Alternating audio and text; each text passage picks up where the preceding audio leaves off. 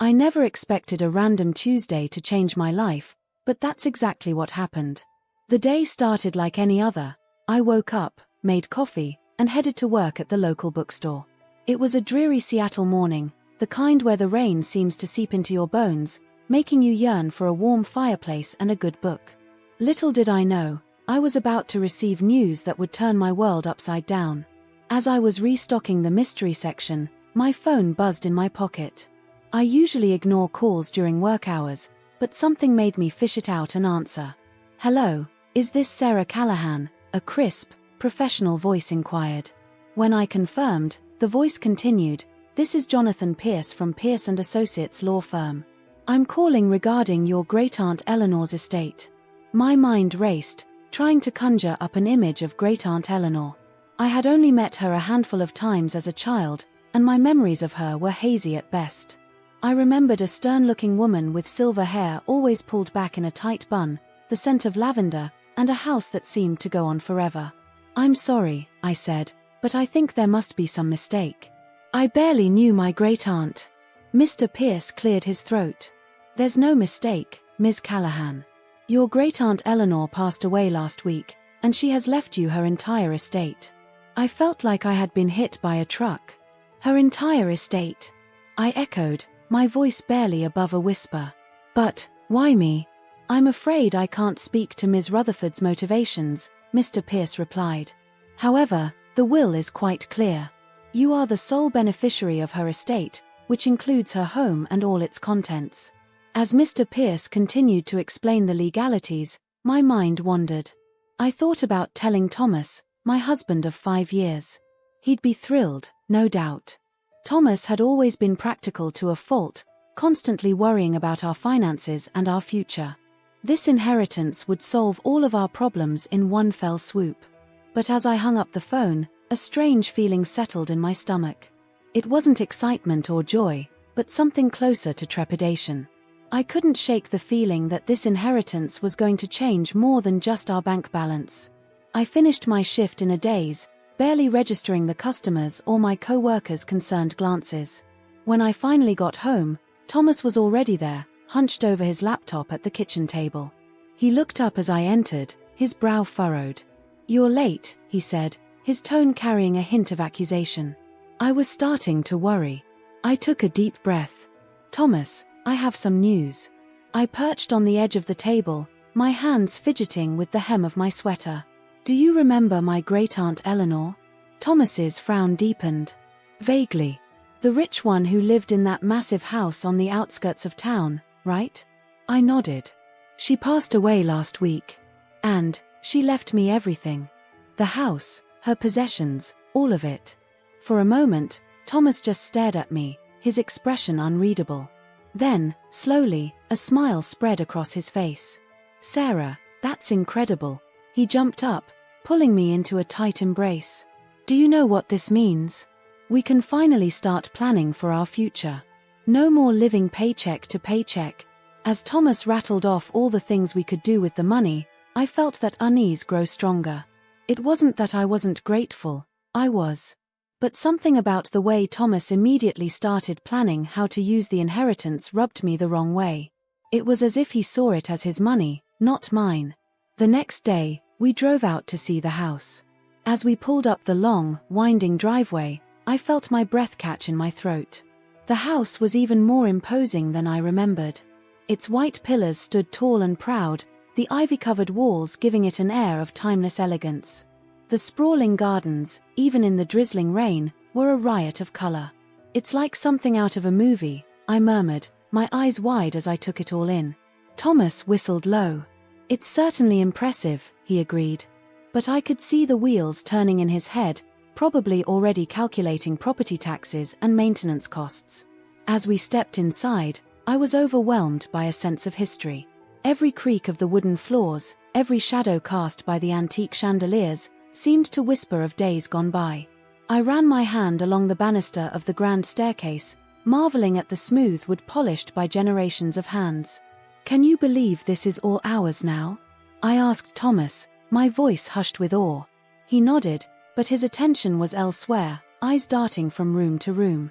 "It's a lot of space for just the two of us," he mused. We spent the rest of the afternoon exploring. Each room was like stepping into a different world, the library with its floor-to-ceiling bookshelves, the sunroom overlooking the rose garden, the attic filled with dusty trunks and forgotten treasures. With each new discovery, I felt a growing connection to Great-Aunt Eleanor. Why had she left all of this to me? What had she seen in me that made her choose me over other family members or charities? As evening fell, we settled in the grand living room. The room was bathed in the warm glow of the setting sun, casting long shadows across the antique furniture. I curled up in a plush armchair, feeling more at peace than I had in years. You know, Thomas said, breaking the comfortable silence, I've been thinking. This house is way too big for just us. We could easily fit my parents and Rachel here. I felt my contentment evaporate. Your parents and Rachel? Why would we do that? Thomas leaned forward, his tone taking on that persuasive edge I knew all too well. Think about it, Sarah. My parents are getting older, they could use some help. And Rachel's going through a tough time with the divorce. It would be the perfect solution for everyone. I shook my head, a spark of defiance igniting in my chest. No, Thomas.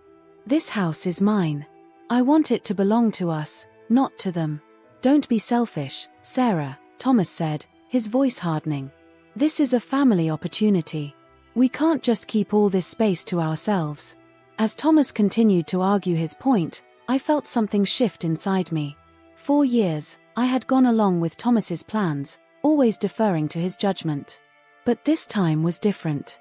This house, this inheritance, it was mine. For once, I had something that was truly my own, and I wasn't about to let it be taken over by Thomas's family. I said no, Thomas, I repeated, my voice firm. This is my inheritance, and I get to decide what we do with it. Thomas's eyes narrowed, and I saw a flash of something I had never seen before, a mix of anger and contempt that made me shrink back in my chair. Your opinion doesn't matter, he shouted, slamming his fist on the antique wooden table. The sound echoed through the house, seeming to disturb the very air around us. If you're not happy, then leave. No one's stopping you. His words hung in the air between us, heavy and final. In that moment, I saw our relationship for what it truly was, not a partnership, but a dictatorship where my voice had never really mattered. The house seemed to hold its breath along with me, waiting to see what I would do next. Without a word, I stood up and walked out of the room. My footsteps echoed down the marble hallway as I made my way to the front door. I paused for a moment, my hand on the doorknob, half expecting Thomas to come after me, to apologize, to try to make things right. But the house remained silent. And in that silence, I found my answer. I stepped out into the cool evening air, closing the door behind me with a soft click. As I walked down the driveway, away from the house and away from Thomas, I felt a strange mix of fear and exhilaration. For the first time in years, I was making a decision for myself. I didn't know what the future held, but I knew one thing for certain. I wasn't going to let anyone else dictate my life anymore. Great-Aunt Eleanor's inheritance wasn't just a house, it was a chance at a new beginning. And I was determined to make the most of it.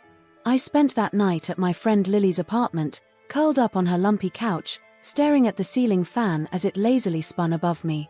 The events of the day played on repeat in my mind, each replay making my heart ache a little more. How had things gone so wrong so quickly? Lily had been my best friend since college, and she didn't even blink when I showed up at her door, eyes red and puffy, asking if I could crash for the night. She made me chamomile tea and listened as I poured out the whole story, the inheritance, the house, and the argument with Thomas. I just don't understand, I said, wrapping my hands around the warm mug. It's like he became a different person the moment he saw that house. Lily sighed, tucking a strand of her wild curly hair behind her ear. Maybe he didn't become a different person, Sarah. Maybe this is who he's always been, and you're just seeing it clearly for the first time. Her words hit me like a punch to the gut. Was she right? Had I been blind to Thomas's true nature all this time? I thought back over our 5 years of marriage, searching for signs I might have missed. There was the time I wanted to adopt a dog from the local shelter, but Thomas talked me out of it, saying it wouldn't fit our lifestyle. Or when I mentioned going back to school to get my teaching degree, and he dismissed the idea, telling me we couldn't afford it. Even smaller things, like always choosing the restaurant when we went out, or deciding how we spent our weekends without really asking for my input. Oh God, I whispered, the realization dawning on me. I've been living my life on his terms this whole time, haven't I? Lily reached out and squeezed my hand. It's not your fault, Sarah. These things can be hard to see when you're in the middle of them. The question is, what are you going to do now? What was I going to do? The thought of going back to that house, of facing Thomas and his anger, made my stomach churn. But the thought of giving up my inheritance, of letting him win, made me equally uneasy. I don't know, I admitted. I need some time to think. The next morning, I woke up early, my neck stiff from the couch. Lily was already up, making coffee in the kitchen. Any big decisions? She asked, handing me a steaming mug. I shook my head. Not yet. But I think I need to talk to Thomas. We need to figure this out, one way or another. Lily nodded, her expression a mix of concern and support. Just remember, Sarah. You have options now. You don't have to go back if you don't want to. I spent the rest of the morning trying to gather my thoughts, to figure out what I wanted to say to Thomas. By early afternoon, I felt ready, or as ready as I'd ever be. I borrowed Lily's car and drove back to our apartment, my hands shaking slightly as I gripped the steering wheel. But when I arrived, the apartment was empty. Thomas's car was gone, and so was his laptop bag. Had he gone to work? On a Saturday? It wasn't like him. I tried calling his cell, but it went straight to voicemail. A knot of unease began to form in my stomach. Something wasn't right. I was about to call Lily when my phone buzzed with an incoming call. It was a number I didn't recognize. Hello. I answered, my voice wavering slightly. Sarah. It's Rachel, Thomas's sister. Her voice sounded strange, tight with an emotion I couldn't quite place. Rachel? What's going on? Is Thomas with you? There was a pause, and when Rachel spoke again, her voice was barely above a whisper. What did you do? The knot in my stomach tightened. What are you talking about? Rachel, where's Thomas? He's here, she said. We're all here. At the house. My mind reeled. The house. My house. What do you mean, you're all there? Thomas, Mom, Dad, and me, Rachel explained, her voice growing more agitated. We moved in this morning. Thomas said you agreed to it, that you wanted us here. But Sarah, something's wrong. This house, it's not right. I felt like I was in some kind of bizarre dream. Thomas had moved his entire family into my house without even talking to me. After our argument. Rachel, slow down. What do you mean something's wrong? But before she could answer, the call abruptly ended. I stared at my phone in disbelief, my mind racing. What the hell was going on? I didn't even think twice. I grabbed my keys and headed for the door, my heart pounding in my chest. As I drove towards the house, my emotions swirled in a chaotic mix of anger, confusion, and fear. How dare Thomas move his family in without my permission? What gave him the right to make that decision? But underneath the anger, there was a growing sense of unease. Rachel's words echoed in my mind, something's wrong. This house, it's not right.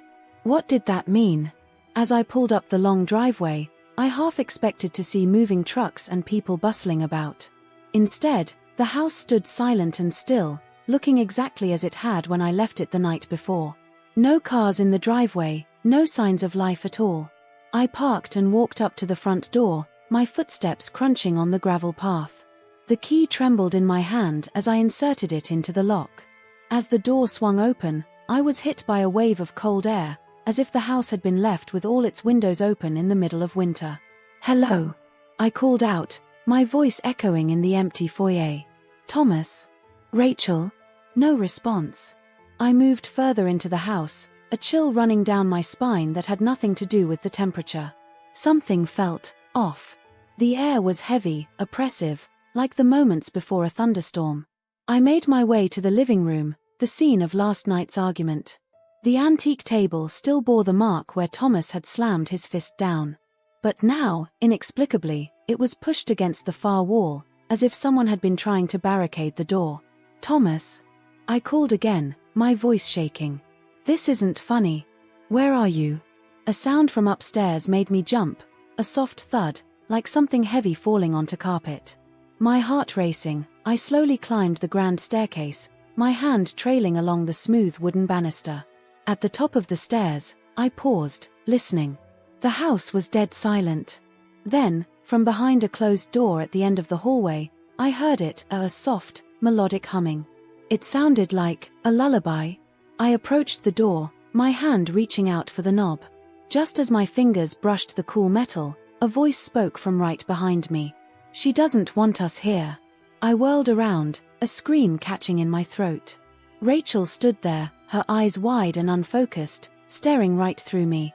Her hair was disheveled, and she was wearing the same clothes she'd had on in the last family photo I'd seen, taken months ago. "Rachel?"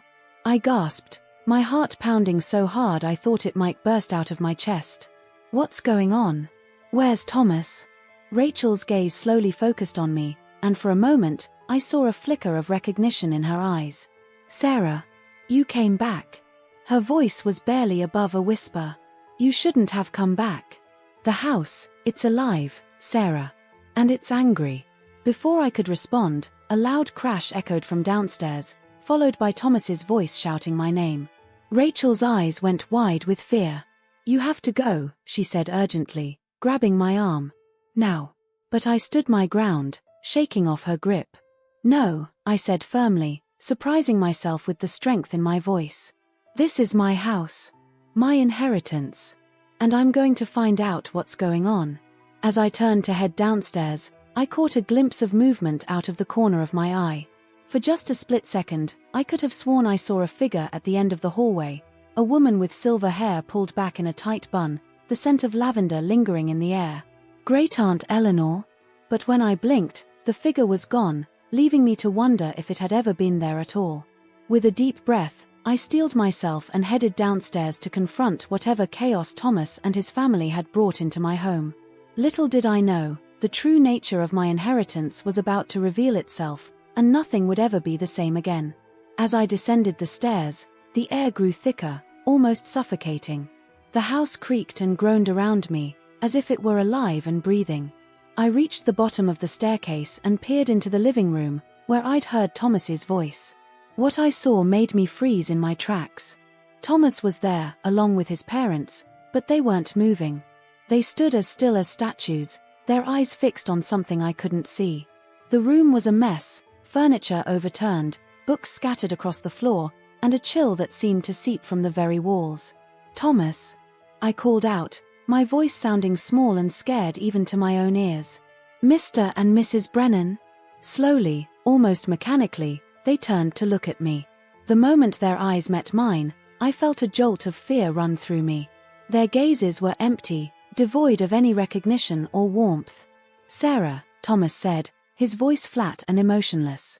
"You're here. Good. Now we can begin." I took a step back, my heart racing. "Begin what?" "Thomas, what's going on? Why did you bring your family here without telling me?" Mrs. Brennan, Thomas's mother, spoke next. Her voice was eerily calm, almost dreamlike. "We're here because this is where we belong, Sarah. This house, it called to us. Can't you hear it?" I shook my head, bewildered and increasingly frightened. "I don't understand. This house belongs to me. My great-aunt left it to me, not to you." Mr. Brennan let out a harsh laugh that made me jump. "You? What claim do you have to this place? You're not even family." His words stung, but they also ignited a spark of anger in me. "I am family. Great-aunt Eleanor chose me, not you. This is my inheritance, and you have no right to be here." As soon as the words left my mouth, the temperature in the room seemed to drop even further. The shadows in the corners deepened, and I could have sworn I heard a faint whisper echoing through the room. Thomas took a step towards me, his movements jerky and unnatural. "You don't understand, Sarah. This house, it's more than just an inheritance. It's alive. And it wants us here." I backed away, my mind reeling. This couldn't be happening. It had to be some kind of bizarre prank or shared delusion. You're not making any sense. I think you all need to leave. Now. But as I turned to head for the front door, I found my path blocked. Rachel stood there, her eyes wide and unfocused, just as they had been upstairs. We can't leave, she said, her voice barely above a whisper. The house won't let us. I looked from Rachel to Thomas and his parents, then back again. They all wore the same vacant expression, as if they were sleepwalking through some shared nightmare. And maybe they were. But I was wide awake, and I needed answers. Taking a deep breath, I squared my shoulders and faced them. All right, let's say I believe you. The house is alive and it won't let you leave. Why? What does it want? For a moment, no one spoke. Then, to my surprise, it was Mrs. Brennan who answered. It wants what was promised to it, she said, her voice taking on a dreamy quality. A family. A legacy. People to care for it and be cared for in return. I frowned, trying to make sense of her words. But Great-Aunt Eleanor didn't have a family. That's why she left the house to me. Thomas shook his head, a spark of his old self showing through for just a moment. No, Sarah. She had a family. Us. But something went wrong. Something. He trailed off, his eyes going blank again. I felt like I was putting together a puzzle with half the pieces missing. What went wrong? Thomas, please, you have to tell me. But Thomas was gone again, lost in whatever trance had taken hold of him and his family.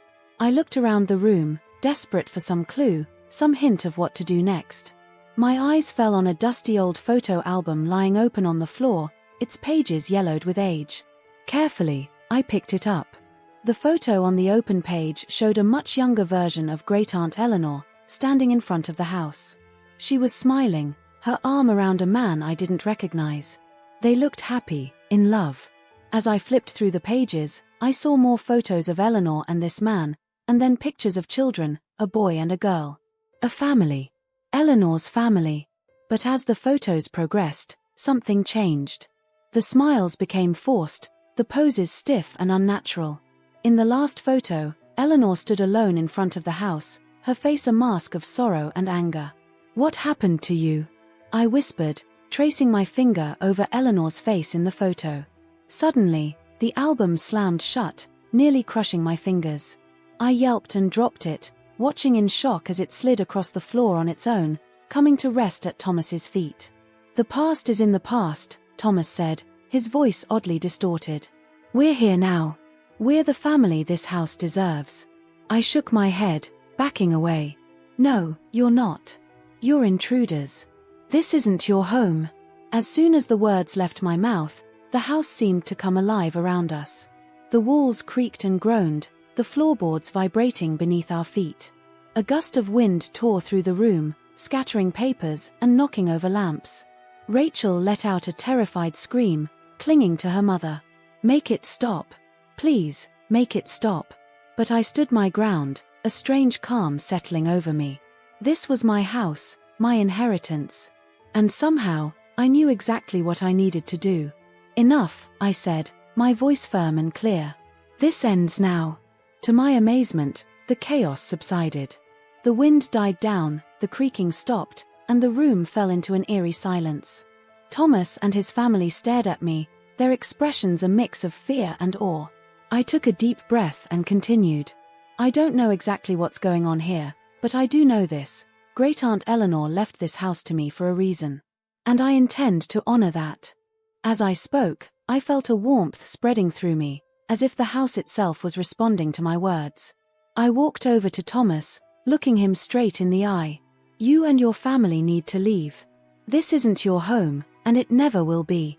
For a moment, I thought Thomas might argue. But then, like a spell being broken, the vacant look in his eyes cleared. He blinked, looking around the room in confusion. Sarah. What happened? How did we get here? I shook my head, relief washing over me. It's a long story, Thomas. But right now, I need you all to go. Please. To my surprise, they didn't argue. It was as if they were waking from a deep sleep, confused and disoriented. I watched as they gathered their things, moving in a daze towards the front door. As Thomas was about to step out, he turned to me one last time. Sarah, I'm sorry. For everything. I nodded, not trusting myself to speak. And then, just like that, they were gone. The door closed behind them with a soft click, and I was alone in the house once more. Or was I? As the sound of their car faded into the distance, I felt a presence behind me. I turned slowly, half expecting to see Great-Aunt Eleanor herself. But there was no one there, just the empty hallway and the soft scent of lavender in the air. I walked back into the living room, looking around at the mess left behind. There was so much to clean up, so much to sort through, both in the house and in my own life. But as I stood there, surrounded by the remnants of the morning's chaos, I felt a sense of peace settle over me. This house, with all its secrets and mysteries, was mine now. And I was determined to uncover every last one of them. Little did I know, the journey I was about to embark on would change everything I thought I knew about family, legacy, and the true nature of home. After Thomas and his family left, I stood in the middle of the living room, surrounded by the aftermath of their bizarre visit. Books were strewn across the floor, furniture was out of place, and there was a lingering chill in the air that had nothing to do with the temperature outside. I took a deep breath, trying to process everything that had happened. Okay, Sarah, I muttered to myself, running a hand through my hair. You've got a haunted house. No big deal. Just tidy up a bit and figure out what to do next. I started by picking up the books and returning them to their shelves. As I worked, I couldn't shake the feeling that I was being watched. Every now and then, I'd catch a glimpse of movement out of the corner of my eye, but when I turned to look, there was never anything there. Just as I was finishing with the books, I heard a soft thud from upstairs. My heart rate spiked, but I took another deep breath to calm myself. It's an old house, I reasoned aloud. Old houses make noise. It's perfectly normal. But then I heard it again, louder this time. And it definitely wasn't coming from the house settling. Gathering my courage, I made my way up the grand staircase. The second floor was darker than I remembered, the shadows seeming to stretch and move as I passed. I followed the sound to a closed door at the end of the hallway, a room I hadn't explored yet. My hand trembled as I reached for the doorknob. As my fingers brushed the cool metal, I felt a jolt of something. Not quite electricity, but a strange energy that made the hairs on the back of my neck stand up. Taking a deep breath, I turned the knob and pushed the door open. The room beyond was a study, filled with bookshelves and a large, ornate desk. But what caught my eye immediately was the chair behind the desk. It was slowly rotating, as if someone had just been sitting in it and had abruptly stood up. "Hello," I called out, my voice shaky. "Is anyone here?" No response, but the chair kept turning. I stepped into the room, my eyes darting around for any sign of an intruder. As I approached the desk, the chair suddenly stopped moving. I reached out to touch it, and found it ice cold. That's when I noticed the paper on the desk. It was an old letter, the paper yellowed with age. The handwriting was elegant and flowing, and as I began to read, I realized it was from Great-Aunt Eleanor. "My dearest Sarah," it began. "If you're reading this, then the house has chosen you, just as I hoped it would. There's so much I need to tell you, so much you need to understand." I was so engrossed in the letter that I didn't notice the temperature in the room dropping rapidly. It wasn't until I saw my breath misting in front of me that I looked up. And there she was.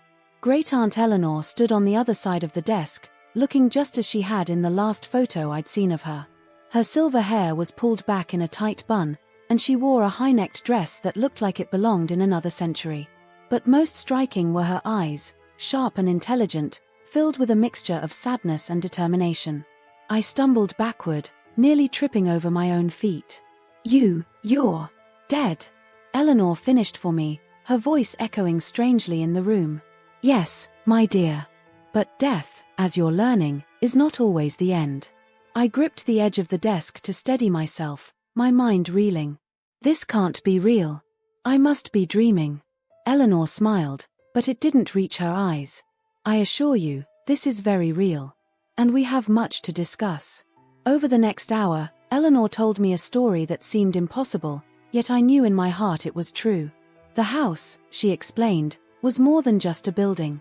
It was alive in its own way, imbued with the energy and memories of generations of our family.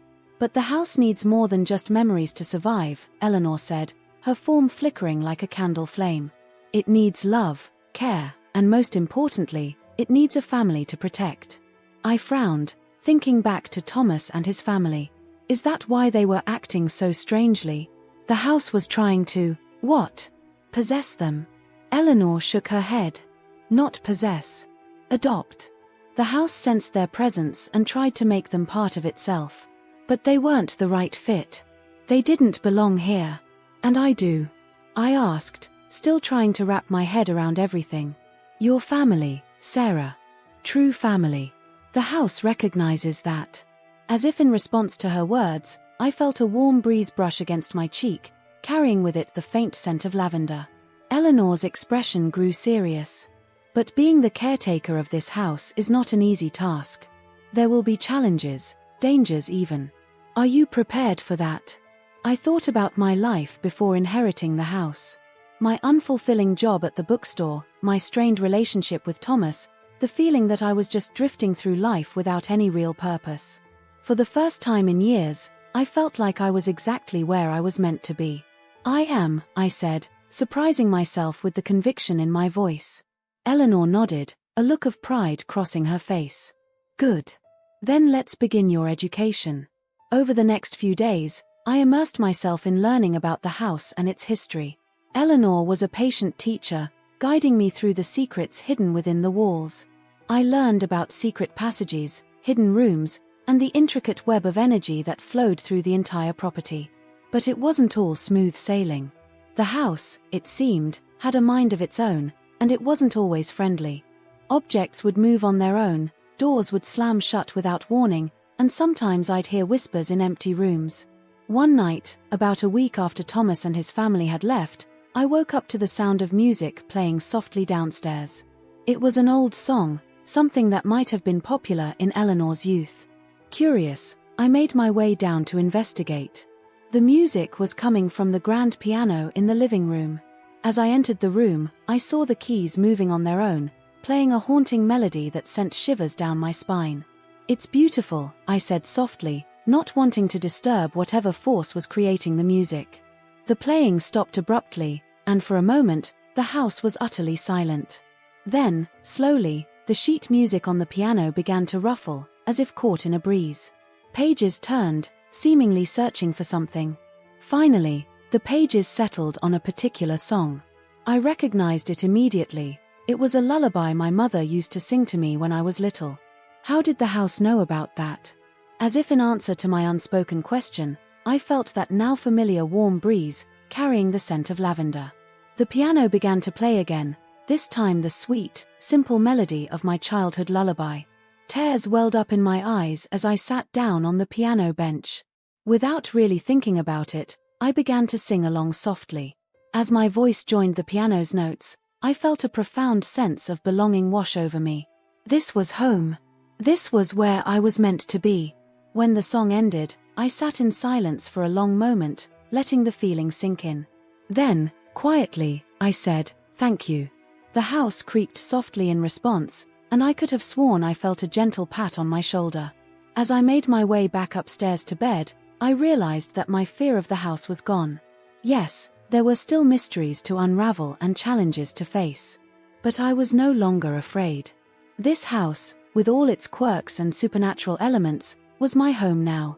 And I was determined to be the caretaker it deserved. Little did I know, the true test of my resolve was yet to come. The house had accepted me, but there were other forces at play, forces that didn't want me here, that saw me as an intruder rather than the rightful heir. But that was a battle for another day. For now, I was content to curl up in my bed, the soft sounds of the house settling around me like a comforting blanket. As I drifted off to sleep, I could have sworn I heard Eleanor's voice whispering, "Sweet dreams, my dear. Welcome home." The weeks following my encounter with Great-Aunt Eleanor's ghost were a whirlwind of discovery and adaptation. Each day brought new revelations about the house and its history, and I found myself falling into a routine that felt both strange and oddly comforting. My mornings often started with a cup of coffee in the sunny kitchen, where the appliances seemed to have a mind of their own. The toaster knew exactly how brown I liked my bread, and the coffee maker would start brewing just as I was waking up, filling the house with the rich aroma of freshly ground beans. One particularly memorable morning, I walked into the kitchen to find my favorite mug floating in mid-air, gently bobbing up and down as if held by an invisible hand. I laughed, reaching out to pluck it from the air. "Thanks," I said to the empty room, and felt a warm breeze ruffle my hair in response. As I sipped my coffee, I couldn't help but marvel at how quickly I'd grown accustomed to these supernatural occurrences. Just a month ago, the idea of a sentient house would have seemed absurd. Now, it was simply my daily reality.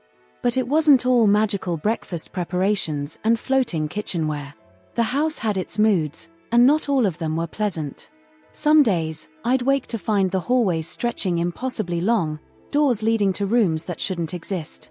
Other times, the shadows would deepen and twist, forming shapes that sent chills down my spine. It was during one of these darker moments that I made a crucial discovery.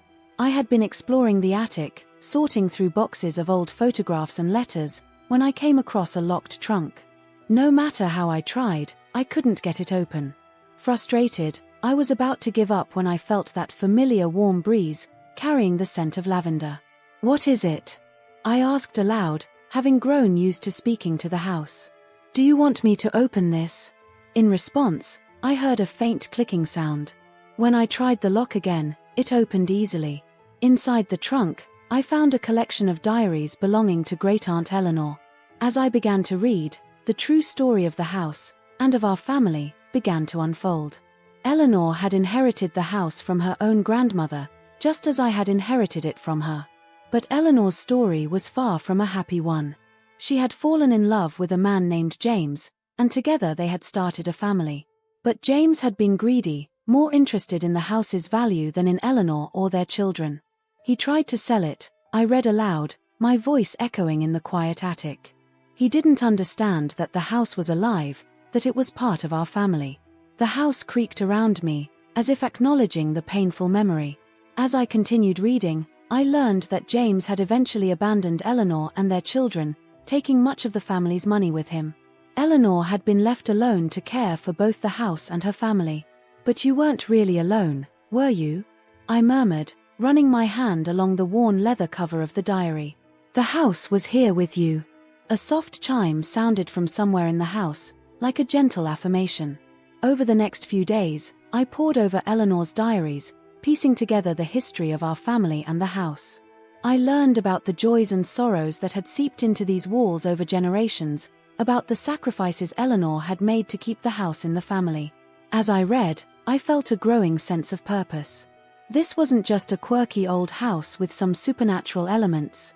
It was a living legacy, one that had been entrusted to me. I was determined to honor that trust. But even as I grew more comfortable with my role as the house's caretaker, I couldn't shake the feeling that something was still not right. There was a tension in the air, a sense of anticipation that I couldn't quite put my finger on. That feeling came to a head one stormy night about a month after I'd moved in. I was in the library, curled up in a plush armchair with one of Eleanor's diaries, when I heard a loud knock at the front door. I froze, my heart racing. Who could be visiting at this hour, in this weather? As if sensing my unease, the house seemed to tense around me, the shadows deepening in the corners of the room. Slowly, I made my way to the front door. Through the frosted glass, I could make out a group of figures huddled on the porch. With a deep breath, I turned the handle and opened the door. There, drenched from the rain and looking utterly miserable, stood Thomas and his family. "Sarah," Thomas said, his voice barely audible over the howling wind. We need your help." For a moment, I just stared at them, unable to process what I was seeing. Then, almost against my will, I stepped back, opening the door wider. "Come in," I said, my voice sounding strange to my own ears. As they filed past me into the foyer, I could feel the house's displeasure. The air grew cold, and I heard a low, ominous creaking from the walls. "What are you doing here?" I asked, once they were all inside. "I thought I made it clear that you weren't welcome anymore." Thomas looked down, shame evident on his face. "We know, and we're sorry. But Sarah, something's been happening to us since we left. Strange things." Terrible things. Rachel, who had been silent until now, suddenly burst into tears. We can't sleep, she sobbed. We keep having nightmares about this place. And no matter where we go, we always end up back here. I felt a pang of sympathy, despite everything that had happened. But before I could respond, I felt a sudden shift in the air. The house was reacting to their presence, and not in a good way. The lights began to flicker, and a strong wind whipped through the foyer, despite all the windows being closed. Books flew off shelves, and I heard the sound of shattering glass from somewhere deeper in the house. Thomas's parents huddled together, looking terrified. What's happening? Mr. Brennan shouted over the noise.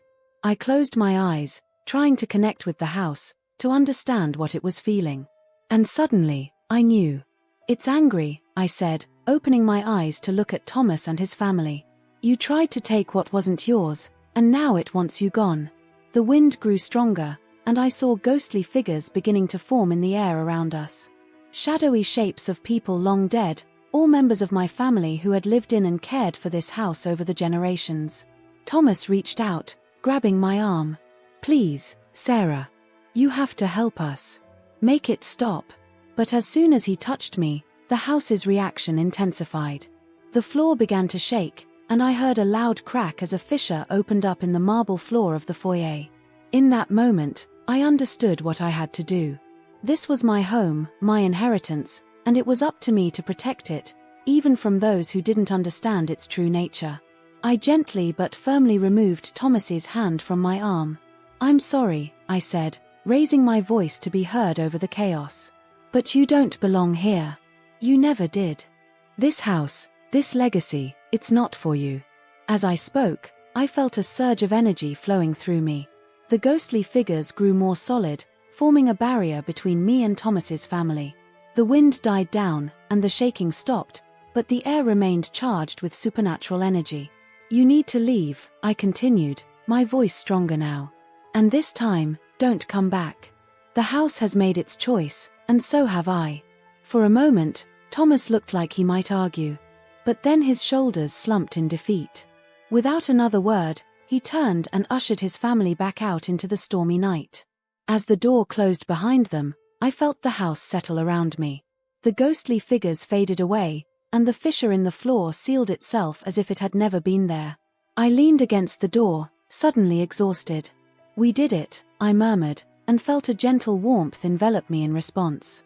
In that moment, I knew that my life had changed irrevocably. I was no longer just Sarah, the bookstore clerk with an unfulfilling life. I was the caretaker of a legacy, the protector of a home that was so much more than just bricks and mortar.